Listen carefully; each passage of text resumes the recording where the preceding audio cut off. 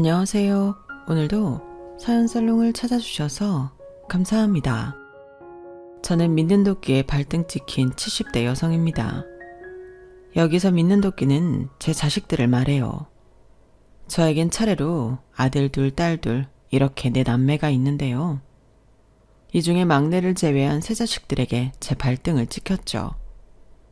그래도 다행히 시아버지로부터 받은 유산 때문에 산전수전을 겪은 남편의 이성적인 판단과 다른 자식들과 다르게 늘 부모에게 져주는 제 아픈 손가락인 막내, 우리 막둥이 덕분에 제대로 된 선택을 할 수 있었어요. 그 사연을 오늘 사연살롱에 보내볼까 합니다. 저는 3남 2녀의 셋째로 태어났어요. 위로 오빠와 언니가 있고 아래로는 남동생과 여동생이 있죠.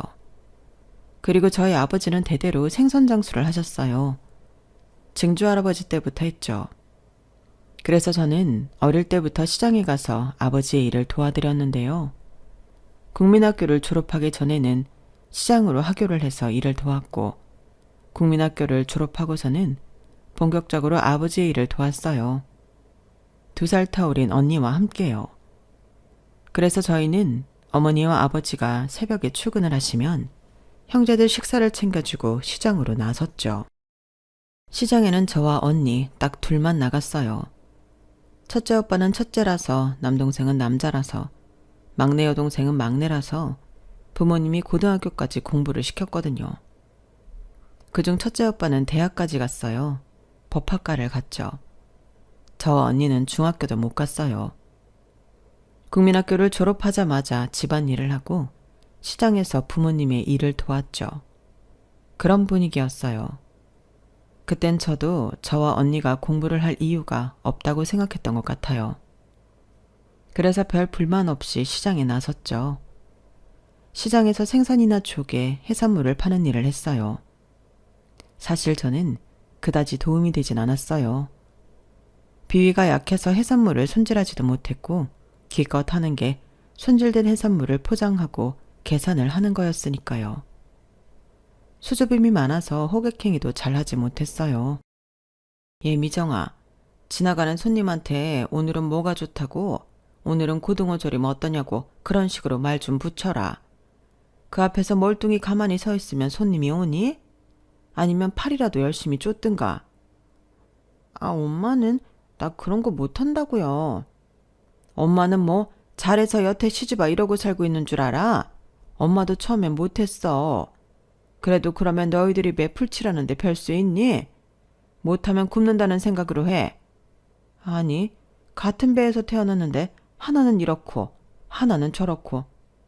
너 언니 보면서 좀 배워. 니네 언니가 너보다 집에서 더 말이 없다. 엄마는 너희 언니 떠드는 거 시장에서 제일 많이 본다. 반성 좀 해. 포장할 때 물 새지 않게 조심 좀 하고. 엄마가 지켜볼 거야. 저는 매일 어머니에게 야단을 맞았죠. 하루도 혼이 안 난 적이 없었어요. 더구나 언니가 참 야무졌거든요. 무슨 일을 하든지 말이에요. 집안일도 생선을 다듬는 일도 호객행위도. 아마 공부를 했다면 오빠보다 더 잘했을 거예요. 그런 언니와 지겹도록 비교당했어요. 저는 간혹 어머니가 제 친어머니가 아닐지도 모른다는 헛된 상상을 하기도 했어요. 계모가 아닐까? 그런 생각이 들 정도로 어머니는 저를 나무랐거든요. 그러니 저는 어머니의 야단과 함께 성정하지 못하고 위축되었어요.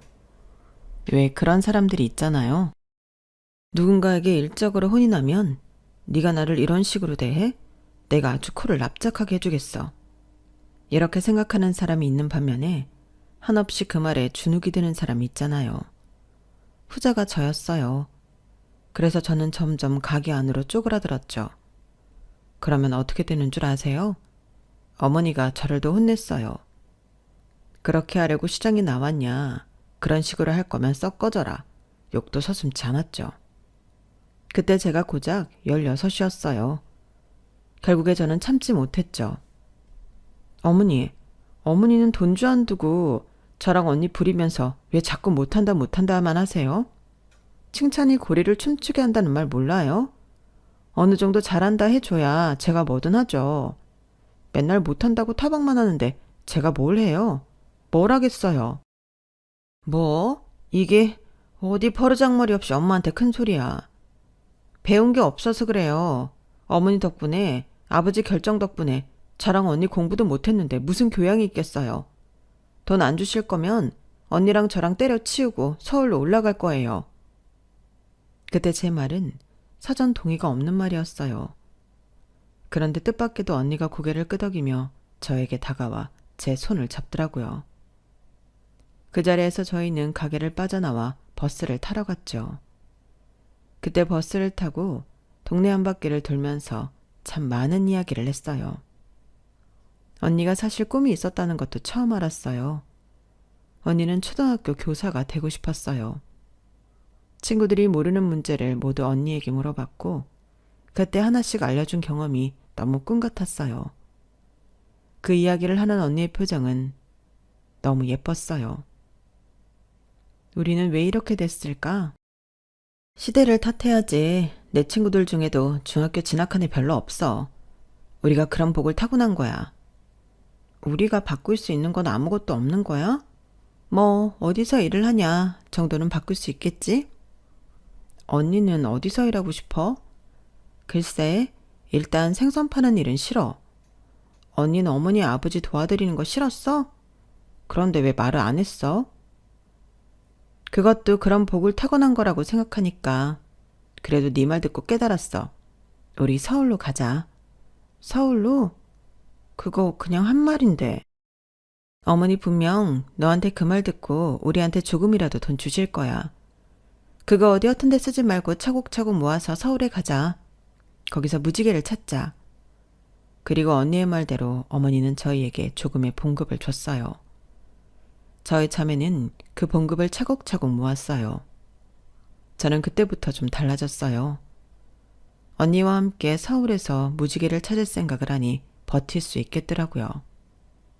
그렇게 저희 자매는 2년 동안 돈을 모아 서울로 가겠다고 했죠. 부모님은 예상한 듯 저희를 서울로 보냈어요. 서울에 가서 언니와 작은 옥탑방에 살았어요. 언니는 병원 원무과에서 일을 했어요. 그 일을 하면서 언니는 돈을 모아 간호대학을 다녔죠. 저는 다시 공부의 길로 들어선 언니가 대단해 보였어요. 저는 차마 그렇게 하지 못하겠더라고요. 괜히 시간 낭비, 돈 낭비, 몸고생하는 게 아닌가 싶어서요. 그래서 전 한 제약회사로 들어가 2년 동안 일을 했어요. 그런데 제가 거기서 따돌림을 당했어요. 처음엔 버티고 다니려고 했는데 저도 사람인지라 그게 힘들더라고요. 그리고 아시겠지만 전 주눅드는 사람이어서요. 그 분위기에 적응을 못하겠더라고요. 그래서 2년 만에 그만두고 나왔어요. 그리고 그때 언니는 간호대학 졸업반을 다니고 있었죠. 저는 1년 동안 언니의 돈으로 생활하다가 언니가 정식으로 간호사가 되어 다른 지역으로 취직을 하면서 전 갈 곳이 없어졌죠. 그때 마침 부모님이 고향으로 내려오라고 하더라고요. 그래서 못 이기는 척 내려갔어요. 그런데 아버지가 하는 말씀이 시집을 가래요. 너 아버지한테 일 그만두고 말도 안 하고 언니한테 엎혀 살기나 하고 아무리 형제라도 너 그러면 안 된다. 내가 그 이야기를 듣고 얼마나 가슴이 철렁했다고. 네가 왜 그만뒀는지 이유는 묻지 않을 테니 결혼해. 너도 아는 사람이다. 옆에 횟집하는 아저씨 아들 알지? 그 집 외동아들 승용이 말이다. 결혼 날짜도 잡아놨으니 이왕 이렇게 된 거 결혼해. 날짜도 잡아놨다. 그리고 돈 걱정은 말아라. 어떻게든 알아서 할 테니. 아니 어떻게 그런 문제를 저한테 상의도 없이 결정을 해요. 결혼이 뭐 애들 장난이에요? 이렇게 갑자기 고향으로 내려오라고 말한 이유가 이거였어요? 그 오빠는 저랑 결혼하겠대요? 하겠다던데. 너희 어려서부터 잘 지냈잖아. 맞춰가는 거야. 살아가면서 맞추면 되는 거고. 미정아, 아버지 말 들어. 결혼하면 너도 알겠지만 어차피 그놈이 그놈이야. 그리고 너 고향 내려와서 무슨 일 하려고? 다시 우리 가게 일 도울래? 싫다고 나가놓고서 그럴 리 없잖아. 부모님에게 이런 속셈이 있는 줄 저는 몰랐어요. 하지만 어머니 말처럼 그렇다고 저에게 빠삭한 수가 있던 것도 아니었죠. 부모님을 설득할 방법이 없었어요. 그렇게 좀 팔려가듯 4층짜리 횟집을 운영하는 집안의 외동아들과 결혼을 했어요. 그래도 결혼 생활이 지옥 같았다거나 그러진 않았어요. 사실 제가 무자비하게 진행되는 결혼에 도망이라도 가지 않은 건 제 남편 될 사람의 됨됨이를 알기 때문이었어요. 저희 집과 시댁은 제가 어릴 때부터 잘 지낸 사이거든요. 토박이인 아버지끼리는 오래 형동생 하는 사이였고요. 아이들끼리 서로의 아버지를 삼촌이라고 불렀죠. 그만큼 가까우니 서로 집을 오고 가는 경우도 많았어요. 주로 4층 꼭대기에 있는 삼촌네로 가서 술래잡기를 하곤 했죠. 그리고 같은 국민학교를 나와서 같이 등하교도 하고요. 더구나 남편이 빠른 년생이어서 저희 오빠와 동급생이었고 남편은 친오빠와 같이 다니면서 저를 많이 챙겨주었어요. 자기 용돈으로 과자도 사주고 숙제도 도와주고요. 어릴 땐 무뚝뚝한 친오빠 말고 남편이 친오빠였으면 좋겠다고 생각한 적도 많아요. 그리고 제가 중학교를 진학하지 못하게 된 걸 당연하지 않게 생각한 사람 중 하나가 남편이었고요. 남편은 제가 중학교에 진학하지 못했다는 소식을 듣고 저를 찾아와 위로해 주었어요. 그땐 그 상황이 당연하게 여겨져서 별 감동 없었는데 지금 생각하니 고맙죠. 그리고 시부모님도 좋으신 분들이었어요. 저희 시어머니가 몸이 안 좋으셔서 잦은 유산을 하다가 겨우 저희 남편을 낳으신 거거든요. 그래서인지 저희 남매를 무척 예뻐했어요. 사람 귀한 줄 아시는 분이었죠. 결혼 전에도 후에도 저를 함부로 대하지 않았어요. 그리고 시아버지는 결혼 전에 삼촌이라 부르며 따랐으니 말할 것도 없고요. 그래서 저는 어쩔 수 없이 한 결혼치고는 평범하고 별 탈 없이 지냈어요. 게다가 남편이 당시 1위 매출을 달성한 주류 회사를 다녔거든요. 물론 저희 고향에 있는 공장에서 일했지만 생산직은 아니고 공급망 관리 직무를 했어요. 그래서 벌이도 나쁘지 않아 제가 일을 할 필요는 없었어요. 그런데 아이가 통 생기지 않더라고요. 저희 부부가 나름 노력을 많이 했어요. 남편은 바쁜 와중에 운동도 하고 저는 시어머니가 지어준 한약도 먹고요. 둘 다 좋아하던 술도 끊었죠. 사실 제가 저희 가족에 불만이 많은 것 같지만 저희 6 식구가 다복한 가정이라고 생각하기도 하거든요. 그래서 저도 친정 같은 가족을 만들고 싶었어요. 할 수 있는 만큼 아이를 많이 낳아서 다복하게 살고 싶었죠. 게다가 저희 남편이 외동이잖아요. 남편이 말하는데 외동인 게 참 외로웠다고 해요. 특히나 저희 가족을 만나 함께 놀면서 더 느꼈대요. 저희가 남편 집에서 놀다가 저희 집으로 돌아가잖아요. 그때 참 헛헛했대요. 그래서 저희 부부는 3명은 낳기로 약속을 한 거예요. 그런데 통 아이가 생기지 않더라고요.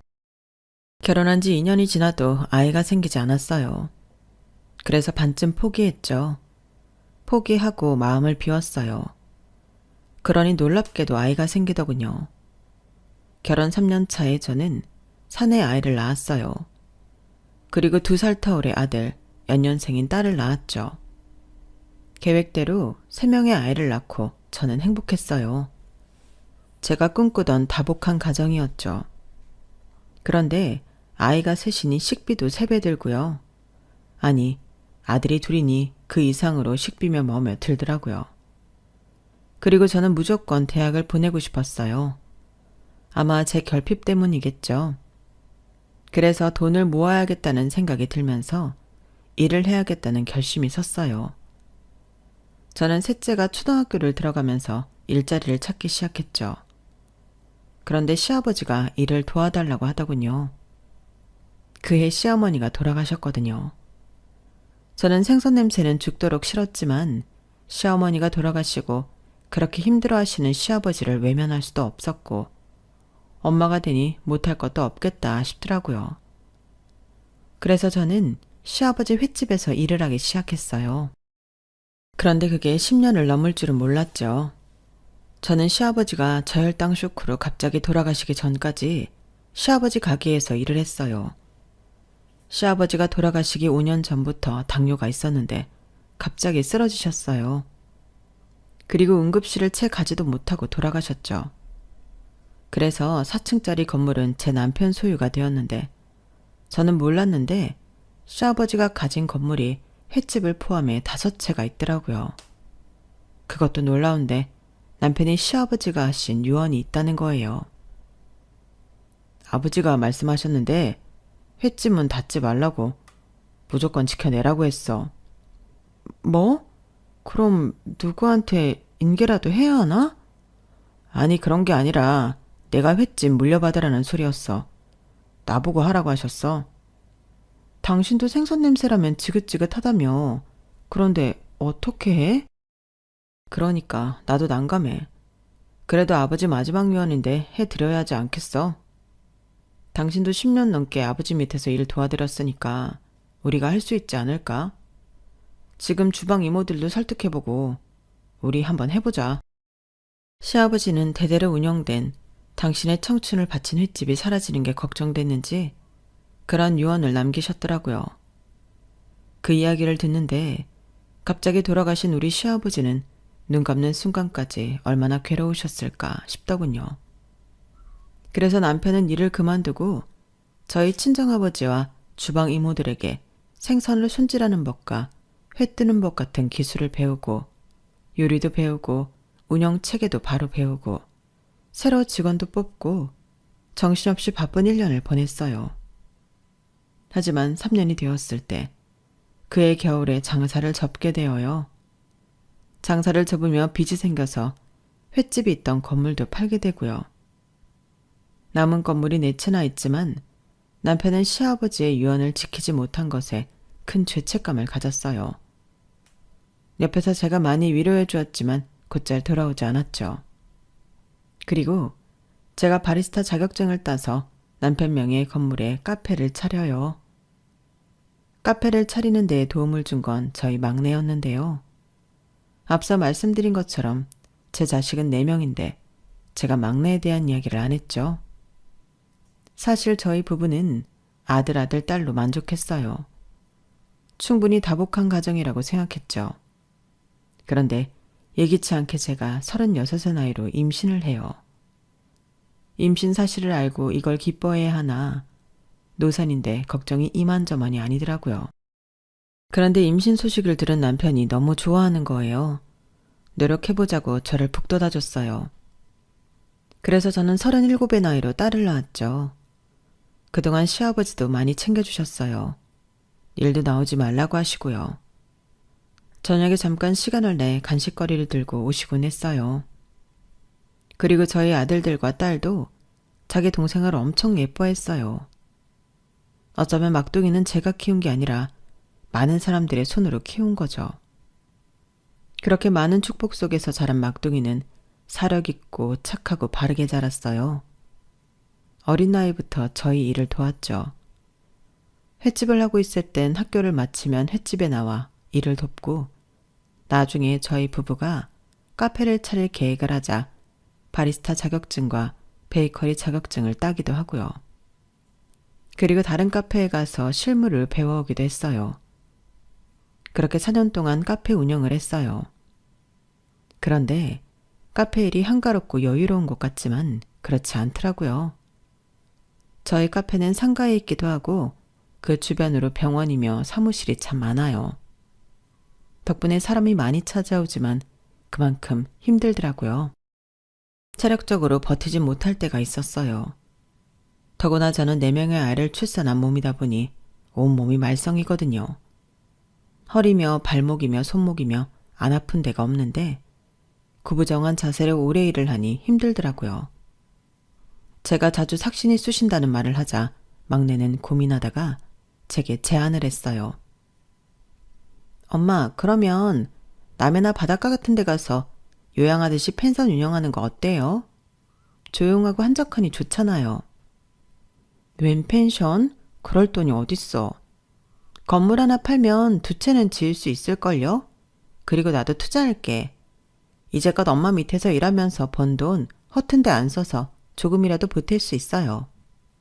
그리고 지혜 언니 이번에 퇴사하는 거 알아요? 퇴사하고 여기로 온다는데. 지혜는 저희 언니 딸이에요. 어릴 때부터 저희 가족과 같이 살다가 건축 일을 한다며 상경했는데 그때 마침 내려온다고 하더군요. 건축 일을 좋아하고 오래 해서 믿을 만한 구석이긴 했지만 갑작스러운 제안에 당황스러웠어요.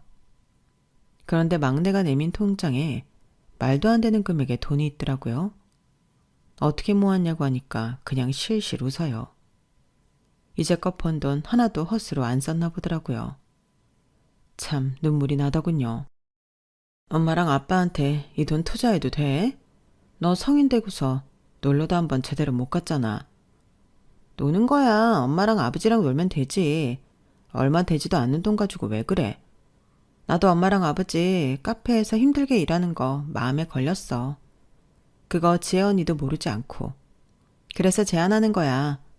우리가 땅은 봐뒀어요. 앞에 바다도 보이고 조용하고 한적한 데로. 신이 나서 저에게 조잘조잘 계획을 말하는 딸을 보니 언제 이렇게 컸는지 싶더라고요. 그리고 조카가 와서 이야기하는 걸 들어보니 조카도 돈을 모아놓았기 때문에 건물을 팔지 않아도 펜션을 짓는데 무리가 없겠더라고요. 이제껏 이모가 저 다 키워줬는데 내가 이 정도도 못 해주겠어요? 걱정하지 말고 지어지면 잘 관리해줘요. 그렇게 2년이 걸려 펜션을 완공하고 저희 부부는 본격적으로 펜션을 운영하기 위해 이사를 했어요. 건물이 세 채로 두 채가 펜션이었고 한 채는 저희 부부가 머물 집이었거든요. 앞에 텃밭도 있고 심심할 구석이 없겠더라고요. 그리고 펜션은 오픈한 첫 달부터 손님이 있었어요. 홍보를 해준 막내와 조카 덕분이었죠. 그리고 점점 입소문을 타더니 주말에는 늘 꽉 차게 되었어요. 저희 부부는 석 달 동안 펜션 수입 전부를 막내와 조카에게 선물로 주려고 했어요. 그런데 둘이서 긋고 말리며 다시 돈을 붙이더라고요. 그 이후엔 수입의 30%만 막내와 조카에게 보냈어요. 카페에 필요한 데에 쓰라고요. 그렇게 저희 부부는 펜션 수입의 70%와 건물 세를 받으며 조용하게 살고 있었어요. 그리고 어느새 제가 칠순이 되었죠.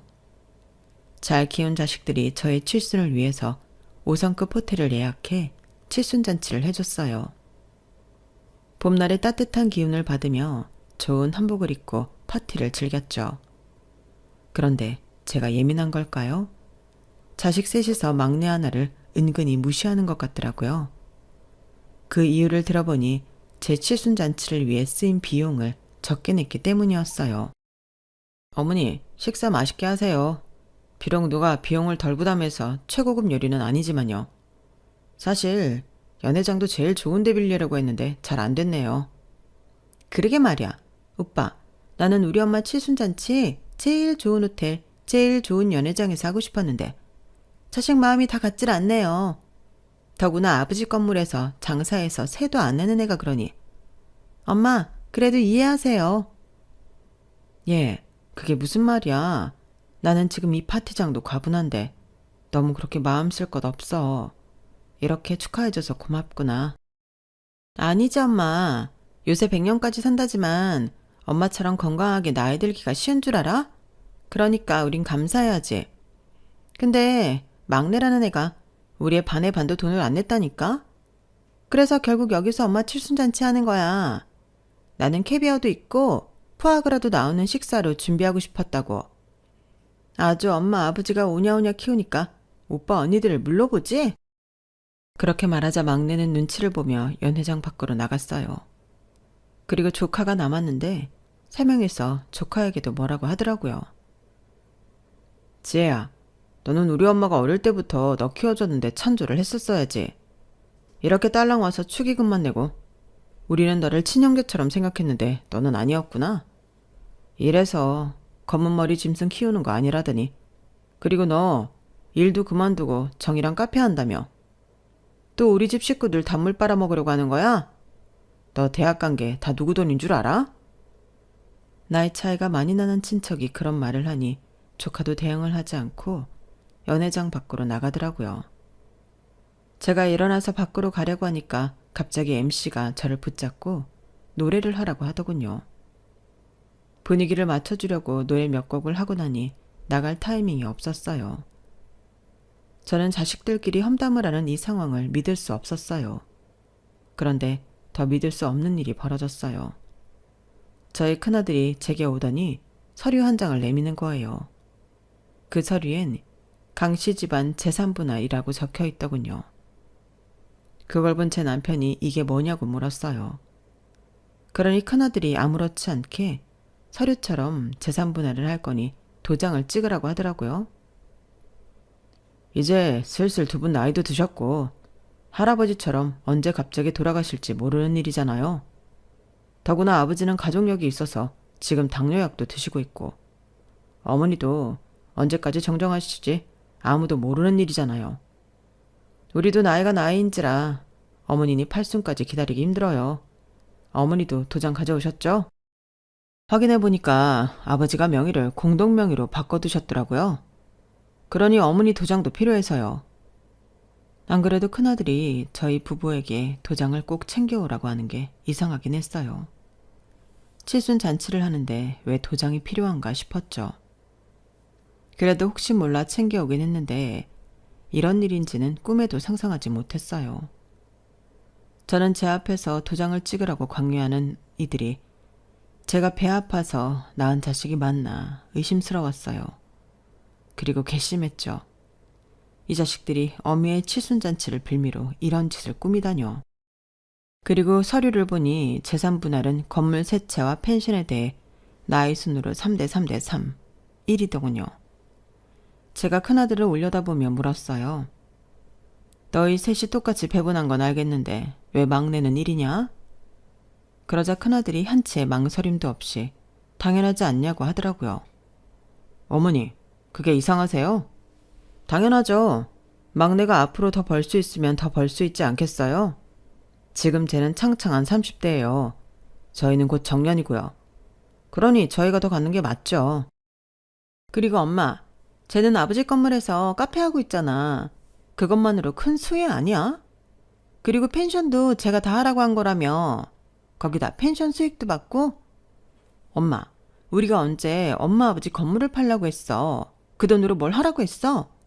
우리는 평생 그 욕심낸 적 없는데 쟤는 악덕스러워서는 엄마 아버지 다 이용해 먹고 그거 괘씸해서라도 난 정확하게 4분의 1 못해. 이게 제일 공평한 거라고. 아니 그래도 같은 배에서 태어난 자식끼리 이래서 되니? 엄마가 그렇게 키우니까 애가 대바라진 거야. 좀 늦게 태어난 게 무슨 대단한 일이라고. 맨날 엄마가 키워줘 아버지가 봐줘. 우리가 오냐오냐 하니까 애가 저렇게 된 거라고. 맞아요 어머니. 펜션 이야기 듣고 우리가 얼마나 서운했다고. 우리는 자식도 아니에요. 우리는 다 키워놨다고 뒤도 돌아보지 않았으면서. 저번에 우리 애들 좀 키워달라고 하니까 싫다면서요. 그래서 와이프 복직도 늦어졌는데 그런데 왜 정희 말은 꼬박꼬박 들어요? 아니 그건 엄마가 정말 애들 볼 정도로 몸이 좋지 않아서 그렇지.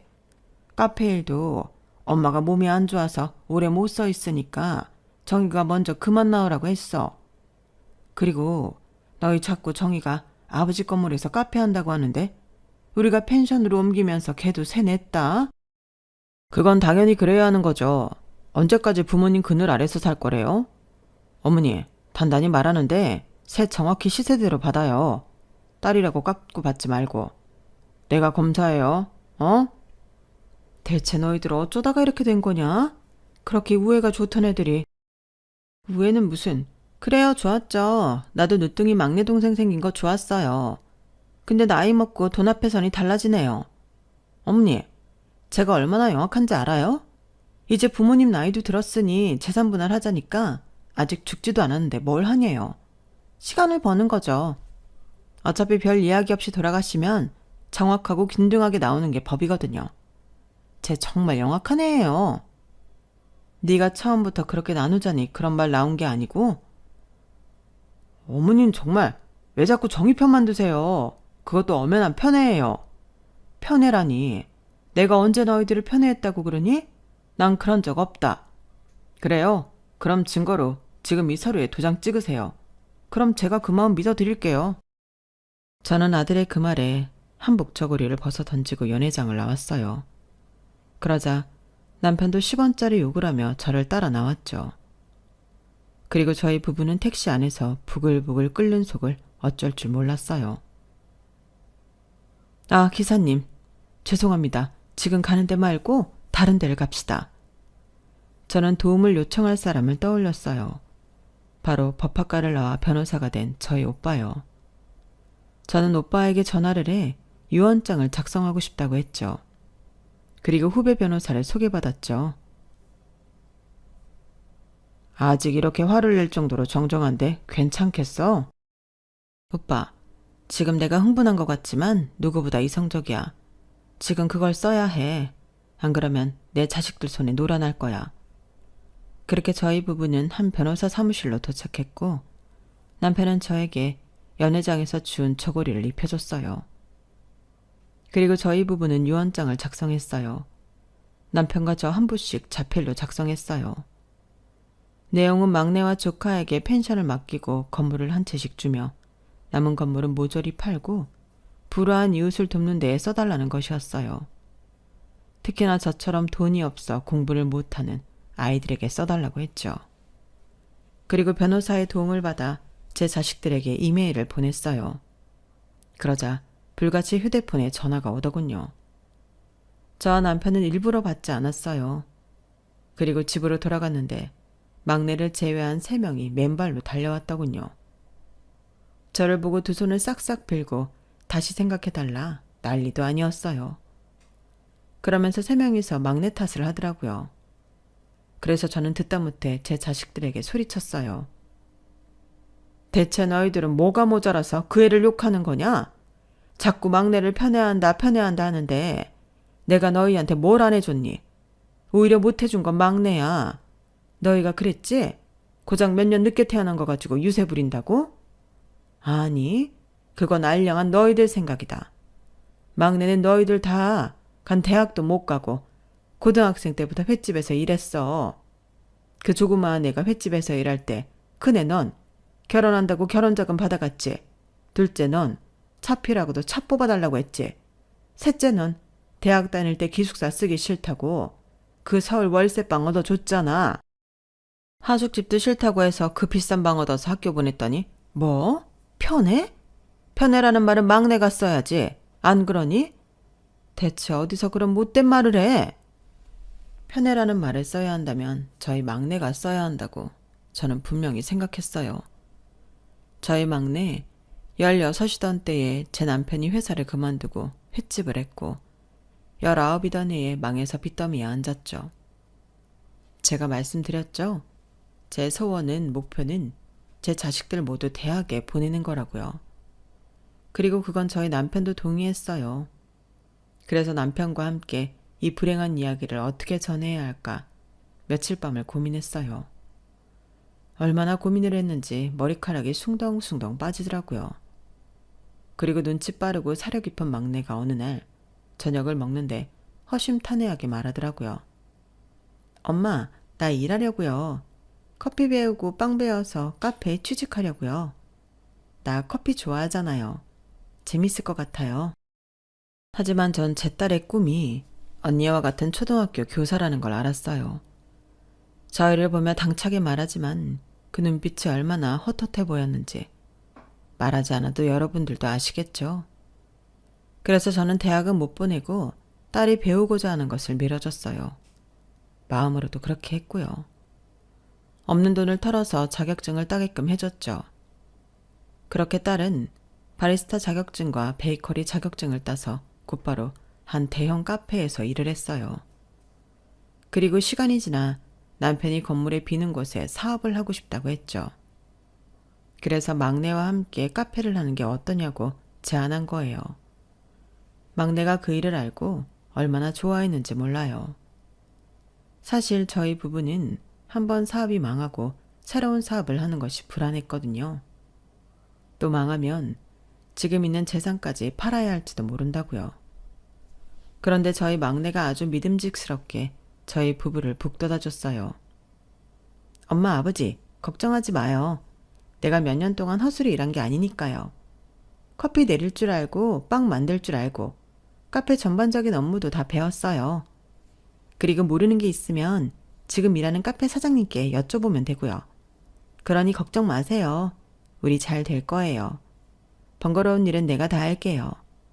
리모델링이랑 인테리어는 지혜 언니한테 부탁 좀 하고요. 슬슬 구상이 되는데요. 잘할 수 있을 것 같아요. 그래서 카페를 시작한 거예요. 저는 어떻게든 막내에게 도움이 되어서 다행이라고 생각했죠. 그리고 막내는 멋지게 카페 사업을 잘 이끌어갔어요. 하지만 그럼에도 대학을 못 보낸다는 사실에 아이가 꿈을 이루지도 못했다는 사실에 마음에 걸리더군요. 늘 막내에겐 마음의 빚이 있었어요. 그래서 이왕 재산분할 사건이 생긴 거 막내에게 빚을 갚자고 생각한 거예요. 그런데 조카는 무슨 일이냐고요? 조카에게 제가 재산을 물려주겠다고 했잖아요. 제 자식 3명도 그게 의아한 것 같더라고요. 그럼 지혜는 뭐예요? 지혜한테는 왜 주는데요? 엄마가 키워줬으면 됐지. 뭐하러 주냐고요? 그래요. 먹고 재워주면 됐지. 아니, 대학도 보내줬잖아요. 그 돈으로 막내나 보내주지. 엄마는 왜 그랬대요? 앞뒤가 안 맞잖아요. 그 돈을 내가 댔다고 생각하니? 독일 사는 네 이모가 애 대학 보내라고 준 돈이고 난 꼬박꼬박 생활비 받았다. 그런데도 내가 키워줬다고 고맙다고 생각하는 애야. 그리고 난 우리 언니를 봐서라도 걔가 잘 살았으면 싶어. 우리는요? 우리가 친자식 아니에요? 친자식. 그래요. 친자식은 맞죠. 하지만 조카 또한 저에게 미안한 사람이에요. 조카는 사실 간호사가 된 저희 언니가 낳은 사생아예요. 저희 언니가 외도를 해서 낳은 아이는 아니에요. 저희 언니는 지금까지 시집을 가지 않았어요. 제가 바글바글하고 다복한 가정을 꿈꿀 때 저희 언니는 오로지 혼자 살고 싶어 했어요. 그리고 제가 고향으로 내려와 결혼을 하고 살면서 언니와는 자연스럽게 연락이 끊겼는데요. 제가 새 아이를 키우고 있던 때에 언니가 갑자기 부모님에게 연락도 하지 않고 고향으로 내놓았어요. 품에 아이를 안고 있었죠. 언니, 이 애는 뭐야? 내 딸이야, 미정아. 언니가 부탁 좀 할게. 이 아이 좀 잘 키워줘. 네 애가 셋이라 내가 큰 부담을 주는 걸 알지만 이 아이에게 필요한 생활비나 교육비 같은 건 꼬박꼬박 보낼게. 그러니까 부탁 좀 하자. 언니 애라고? 언니 남자가 있었어? 그렇게 일밖에 모르던 사람이 차라리 결혼을 하지 그래. 어차피 결혼하면 다 그놈이 그놈이야. 아니, 그건 절대 안 돼. 지금 나 소문날까봐 휴익도 못하고 일 그만뒀어. 너한테 맡기고 바로 다른 도시에 이직 준비해야 해. 10달 동안 일도 못하고 지옥이었어.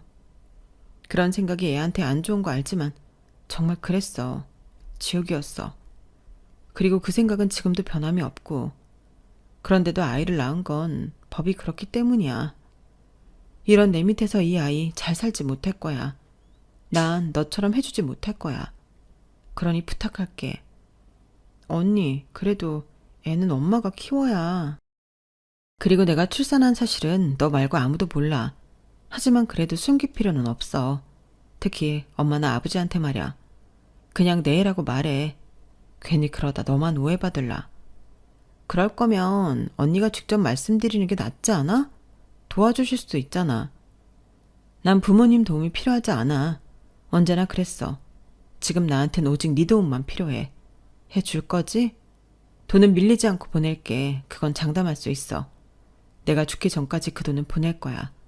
그러니까 이 아이를 키워줘. 그리고 이 아이가 날 찾지 않게 해줘. 언니의 말이 제 딴엔 이해가 되지 않았지만 갓 태어난 아이를 보육원에 맡길 수도 없으니 저는 조카를 거두었어요. 그리고 언니는 매달 저에게 돈을 보냈어요. 조카를 키우기 넉넉한 돈이었어요. 아니, 어쩌면 그것보다 더 많은 금액이었죠. 돈이 매달 남았어요. 그래서 저는 언니에게 연락을 취해 이렇게 거금은 보낼 필요가 없다고 말하려고 했는데 언니와의 연락은 제대로 되지 않았어요. 언니가 전화를 받지 않았죠. 메시지에도 답장을 거의 하지 않았어요. 어느 날엔 조카가 엄마가 보고 싶다고 자꾸 울어서 언니를 찾으려고도 해봤어요. 그런데 언니의 흔적은 어디에도 없었어요.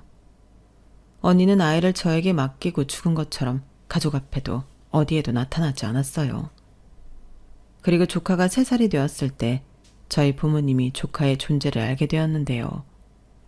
그때 저희 부모님은 언니에게 화가 나서 전국 팔도로 언니를 찾으러 다녔어요. 하지만 그때도 언니를 찾지 못했죠. 그래도 돈은 꼬박꼬박 보내더라고요. 그게 하나의 사인처럼 느껴져서 저는 이내 마음을 놓았어요. 그리고 조카가 크면서 상황을 다 설명해줬죠. 다행스럽게도 우리 조카 엇나가지 않고 잘 컸어요.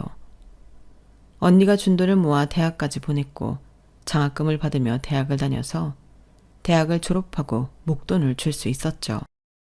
그 돈으로 서울로 상경해 건축회사에 다녔어요. 그런데 뭐가 미안하냐고요? 글쎄요. 저는 자꾸 조카에게 비어있는 부분이 보여요. 사실 저희 가족과 살면서 적당히 섞였지만 아예 융화되지 못했거든요. 저희 식구들이 무섭게도 핏줄에 대한 본능이 강했어요. 저 또한 마찬가지였어요. 막내에겐 횟집에서 일을 시켰지만 가족이라고 생각하지 않았기 때문에 조카에게만큼은 부탁하지 않았죠. 하지만 그러면서도 막내가 일을 하는 모습을 보면서 집에서 공부만 하는 조카를 원망할 때가 있었어요. 그런 제 마음을 조카도 모르지 않았을 거예요. 그런데도 저에게 늘 다정했어요. 비가 오면 늘 우산 3개를 들고 가게에 오거나 제가 오기 전에 집안일을 다 해놓고 그랬죠. 서울로 상경에서도 자주 저희 부부를 찾아왔어요. 여행을 가면 잊지 않고 저희 선물도 사오고 어디서든 저희 가족을 생각했죠. 그런 조카를 보면서 저는 참 많이 미안했고 나이가 드니 배로 고마워지더군요. 그렇게 어느덧 제 마음속에서 조카는 제 딸이 되었어요. 그리고 그건 제 남편도 마찬가지였고요. 그래서 저희 부부는 저희가 세상에 사라지기 전에 조카에게 뭐라도 해줘야 한다고 생각했어요. 하지만 살면서 야무지게 사는 조카에게 뭐 하나 해줄 게 없더군요. 그러다 기회가 온 거죠. 재산 분할이라는 걸 알아버린 거예요. 그 점에선 그 난리를 피운 제 자식들에게 고맙네요. 그래서 재산 분할에 조카를 끼워 넣었어요. 그리고 그런 마음도 있었어요. 무턱대고 조카를 낳고 조카를 버린 언니를 용서해달라는 마음도요. 돈으로 그게 해결되지 않는다는 걸 알지만 저도 고리타분한 사람이라 이런 방법밖에 생각나지 않더라고요. 그래서 결정된 재산 분할이었어요. 그리고 기부는 예전부터 생각했지만 선뜻 마음이 서질 않았는데 이번 기회에 하고 싶었어요. 그리고 기부를 한다고 하면 어리석은 제 자식들이 반기를 들 것 같더군요. 파렴치한 본성을 드러낼 것 같더군요. 그리고 그 정도는 해야 반성하게 될 거라 생각했어요. 그래서 그 결정을 내렸어요. 역시나 맨발로 찾아온 놈들이 기부는 무슨 말이냐고 소리를 질렀어요. 아니, 언제부터 엄마가 인도주의적이었다고 기부를 해요? 기부도 원래 하던 사람이나 하는 거예요. 엄마처럼 그렇게 한 번 해준다고 고마워할 사람 아무도 없다고요. 그리고 그 돈 기부하지 말고 저희 셋 나눠주면 되잖아요. 그래요, 어머니. 저희는 한 푼도 안 주고 가신다고요? 그래서 어머니 눈이 편히 감길 수 있을 것 같아요. 저 진짜 불쌍하게 살아요. 30만 원 용돈 받으면서 와이프한테 기눌려 사는데 어머니는 제가 불쌍하지도 않으세요? 오빠는 그런 말이 왜 나와? 이럴 땐 감정적으로 호소하면 안 돼. 엄마, 우리가 잘못했어. 정희 걔도 포함해서 4분의 1 할게. 우리도 똑같은 자식이니까 공평하게, 어? 지혜도 내 자식이야. 나누려면 그렇게 나눠야지. 엄마, 어떻게 지혜가 엄마 자식이야. 그냥 이모가 버린 애지. 엄마는 걔 하나 더 키워서 고생한 건 생각도 안 해? 그래, 돈이야 받았다고 쳐도 지혜가 엄마한테 주면 줘야지. 왜 엄마가 지혜를 챙겨줘? 말도 안 되지. 이미 변호사에게 다 넘긴 상태야. 도로 물을 수 없어. 그럴 생각도 없고. 그러니 이제... 그럼 어머니 그렇게 하겠습니다. 어머니가 결정 번복 안 하시면 저 이제 안 찾아오겠습니다. 어머니 자식 안 하겠다 이 소리예요. 다른 애들은 몰라도 전 장례식에도 안 찾아뵙겠습니다. 어머니가 저희를 이런 식으로밖에 생각하지 않는데 제가 더 해드리고 효도할 이유가 없죠. 그래. 그럼 그렇게 해라. 나도 네 아빠도 상관없으니까 이 집에서 당장 나가. 제가 그렇게 나오니 새 자식들 당황한 것 같더라고요. 그리고 옆에서 남편이 한 소리를 했어요. 우리도 너희처럼 욕심 많은 자식들 필요 없다. 축하하는 엄마 칠순잔치에서 재산 분할 서류 내민 너희들은 정상이냐? 그리고 뭐 효도? 너희처럼 짐승 같은 자식들에게 효도 바라지도 않는다. 그러니까 너희 엄마 말대로 썩 꺼지고 장례식에도 오지 말아라. 평생 큰 소리 한 번 내지 않은 남편이 그렇게 말하자 눈치를 보며 자리를 뜨더군요. 그리고 사과의 연락이 왔지만 저도 남편도 받지 않았어요. 그리고 다음날 막내와 조카가 찾아와 저희를 위로하며 재산 분할을 수정해달라고 하는데 형제들에게 협박을 받은 것 같았어요. 저는 큰아들에게 전화를 해 애들을 가만히 내버려 두라고 소리를 질렀네요. 그렇게 저희는 새 자식들을 잃었는데요. 잃었지만 잃은 것 같지가 않았어요. 오히려 속이 시원했어요. 물론 제가 죽고 남편이 죽고 난 뒤에 막내와 조카에게 일어날 일이 걱정되긴 했지만요. 혹시 좋은 방법이 있다면 댓글로 알려주시겠어요? 여기까지가 제 사연입니다. 자식을 잃은 슬픔은 구천을 떠돌 정도로 깊은 슬픔이라고 하던데 아무래도 제 경우는 마음속에서 자식들이 죽은 것이라 해당되는 말이 아니네요. 하지만 제가 오래 믿은 게 도끼였다는 사실은 좀 마음이 쓰리네요. 그래도 그 도끼에 제 자식이 맞는 것보다 낫죠. 제가 겪어 저로 끝나서 다행이라고 생각합니다. 여러분들도 믿는 도끼에 발등 찍히지 않도록 주의하시기 바라요. 제 사연은 여기까지입니다. 들어주셔서 감사해요. 항상 행복하고 건강한 삶 되세요. 여러분, 사연 댓글에 응원과 현명한 조언 부탁드려요. 좋아요와 구독은 저에게 큰 힘이 됩니다. 오늘도 좋은 일 가득하세요.